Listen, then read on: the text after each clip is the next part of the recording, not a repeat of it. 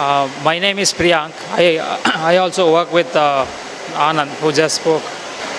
So I'm very happy to be part of this event. So the language rights awareness that is spreading across all the states of India is very important, because consistently our rights are being ignored. So many people from Bengal, from Maharashtra spoke about how our rights are being ignored. So some of the examples that I'm going to take today are something that should have been solved long ago. For example, the safety instructions on the gas cylinders, the LPG gas cylinders that you receive at your home, it's only in English and Hindi. That is something that is something that is not acceptable at all in a democracy. And even on the medicines that you buy, it has instructions, or the safety instructions, in English and sometimes in Hindi, but not in our languages.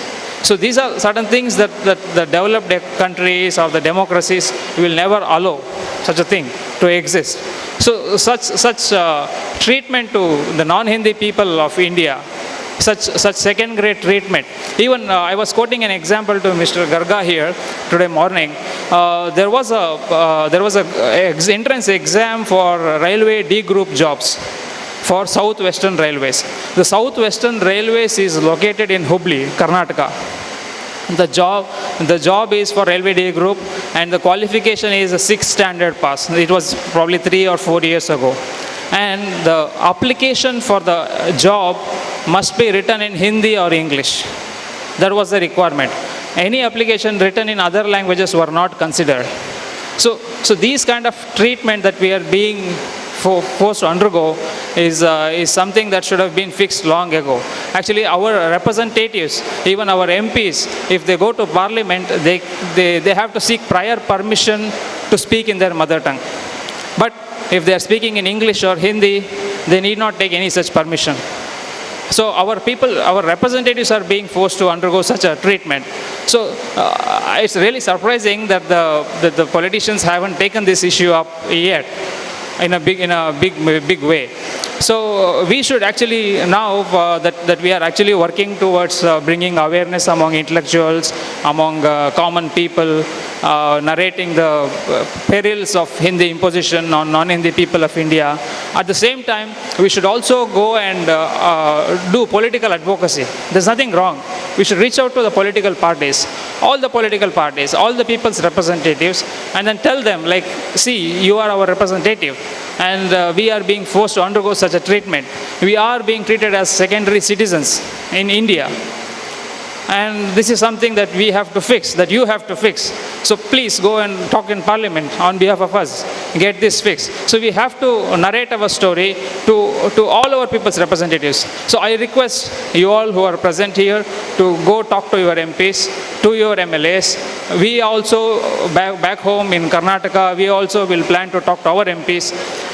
I also request the people from different states who are on stage to also do political advocacy in their respective states. Even if 20 MPs from Karnataka alone and stand up in the parliament and then say we need linguistic equality, there might not be much of a change that's going to happen.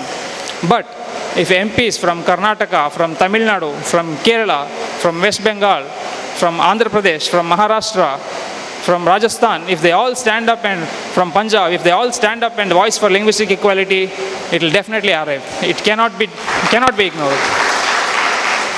So this is some task that we should take up in the near future. And this is a solution to the problem from the top side.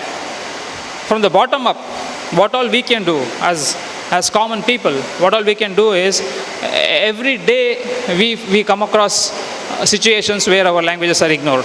In fact, in Karnataka, we are running a movement called Kannada Grahakara Koota. It is a trust which is trying to build consumer awareness around the language.